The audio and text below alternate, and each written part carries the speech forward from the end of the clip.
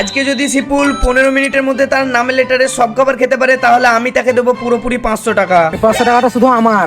তারপরে তো দেখি সে দৌড়াতে দৌড়াতে চলে গেল একটা মিষ্টির দোকানে এবং সেখান থেকে নিয়ে নিল একটা সন্দেশ। তারপর সে প্রথম লেটারের খাবার সম্পূর্ণ করে দৌড়াতে দৌড়াতে চলে গেল আর একটা দোকান এবং সেখান থেকে নিয়ে নিল আই লেটারের খাবার ইমলি চকলেট। তারপর ও দৌড়াতে দৌড়াতে চলে গেল আর একটা দোকান আর সেখান থেকে নিয়ে নিল পাঁচ আর পাঁচটা খেয়ে তার পি লেটারের খাবার সম্পূর্ণ করলো। তারপর আর একটা দোকানে চলে গেল এবং সে নিয়ে নিল এল লেটারের খাবার ললিপপ। আর হ্যাঁ গাইস, সে ইউ লেটারের কোনো খাবার পায়নি তাই ও আমাকে বললো যে আমি বাড়িতে খাবো।